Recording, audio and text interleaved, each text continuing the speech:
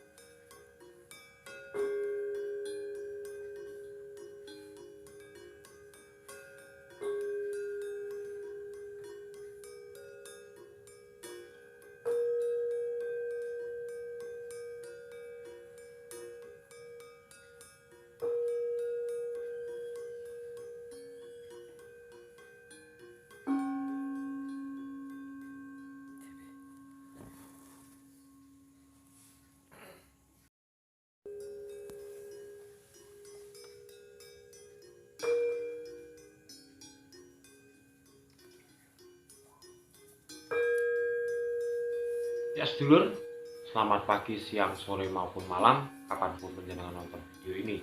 Saya ucapkan terima kasih karena sudah membantu dengan like, subscribe, dan komen.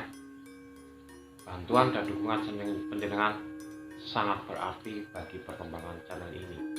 Baik sedulur, kalau kita berjalan dari pantai Parangtritis ke arah timur sampai ke pojok Batu Karang, pernahkah panjenengan melakukannya?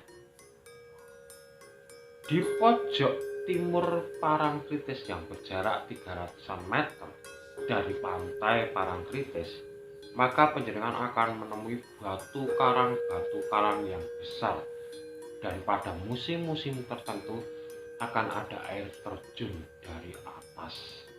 Nah, itulah dinamakan Parang Endog. Dan air terjun serta tebing itu dinamakan tebing Parang Endog.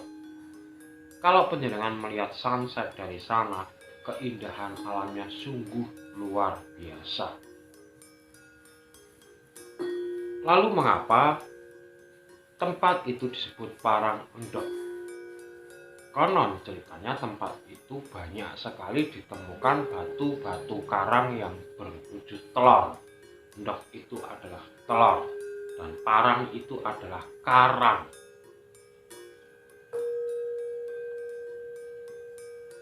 Namun tak kenapa sekarang batu-batu yang berbentuk telur itu sudah tidak ada.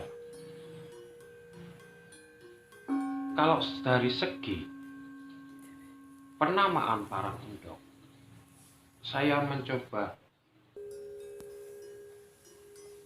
untuk mempelajari lebih dalam, dan ternyata tersingkap juga bahwa di tempat itu adalah proses pemberian endog jagat dari Ibu Ratu Kidul ke Panembahan Senopati. Maka dari itu tempat itu disebut Parang Endog. Yang endog jagat itu harusnya dimakan oleh Panembahan Senopati agar menjadi hidup selamanya di pantai selatan. Namun karena kesaktian Panembahan Senopati, maka endog jagat itu disuruh makan juru taman. Kemudian juru taman berubah menjadi raksasa besar dan ditugaskan untuk menjaga Merapi di sisi selatan agar anak cucu dari Panembahan Senopati tidak terkena lahar, muntahan, atau batu dari Merapi.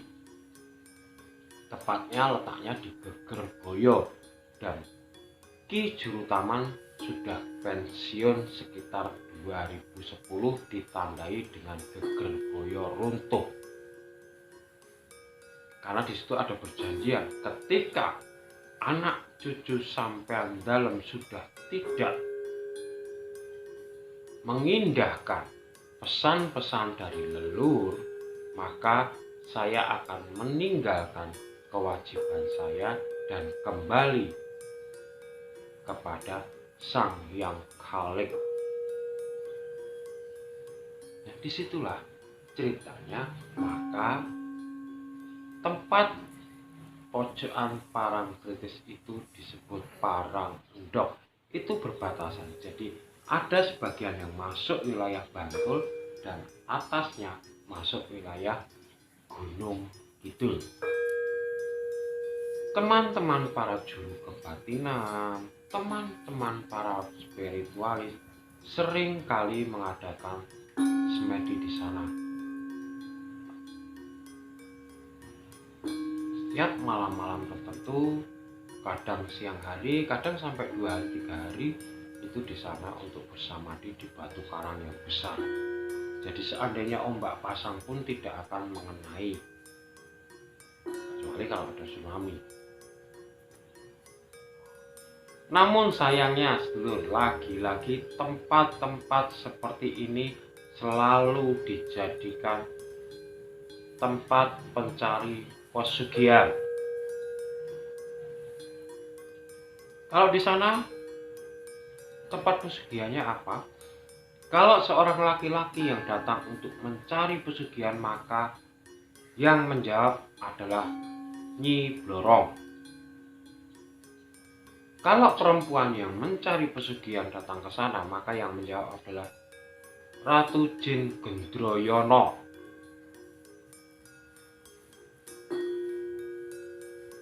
Prosesnya sama, naik ke batu karang dengan bunga 7 rupa, dengan dupa dan kemenyan madu. Namun uniknya kalau yang di sini, si pencari pesugihan harus mempersiapkan kamar pengantin.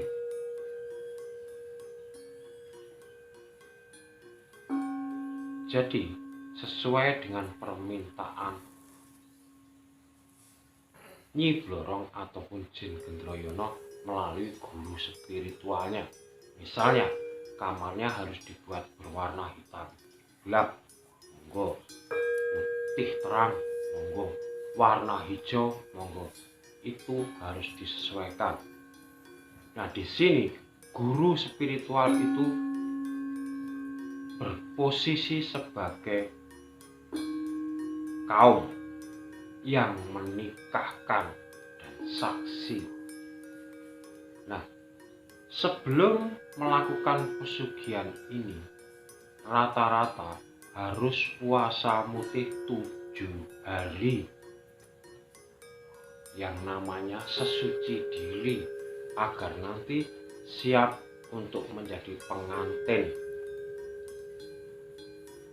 Kemudian pada hari terakhir puasa datang ke Parang Endok malam hari, bermeditasi di atas karang, kemudian dibakarkan menyan, dan syaratnya harus telanjang bulat.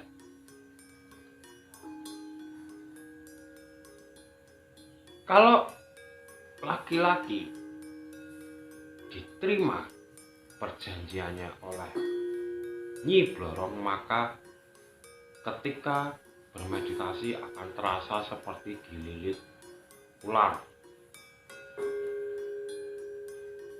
Kalau perempuan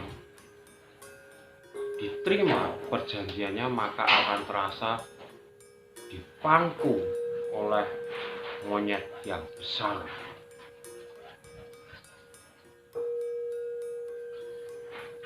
Atau gendruwo, makhluk berbulu. Nah, setelah diterima, maka disembelihlah ayam cemani, ayam hitam. Darahnya diteteskan di bunga tadi. Selesai itu, bunga tadi harus dibawa pulang, ditempatkan di nampan atau bokor ataupun kotak di kamar pengantin tadi. Disitulah setiap hari perjanjian, misalnya sekarang datang Selasa Kliwon, maka Selasa Kliwon ke depan harus melakukan layaknya hubungan intim. Dan selesai hubungan intim, maka harta di kotak itu akan menambah sendiri. Begitulah pesugihan Nyi Blorong ataupun Jin Gendroyono. Dan diwajibkan belum punya suami maupun istri, belum punya pasangan. Karena kalau punya pasangan sudah pasti akan meninggal. Dan kamar itu tidak boleh diketahui oleh siapapun.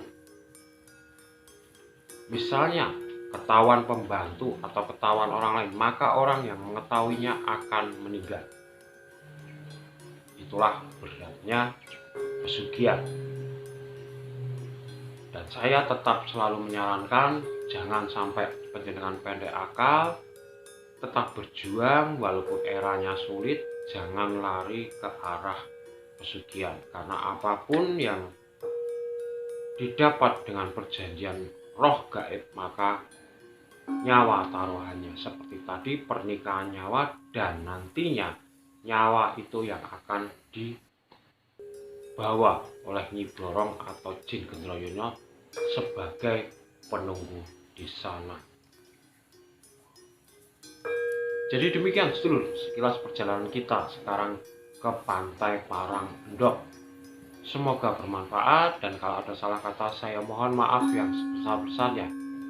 Dan akhir kata dari saya, Tugapus Purnama mengucapkan Rahayu, Rahayu, Rahayu. Matur nuwun.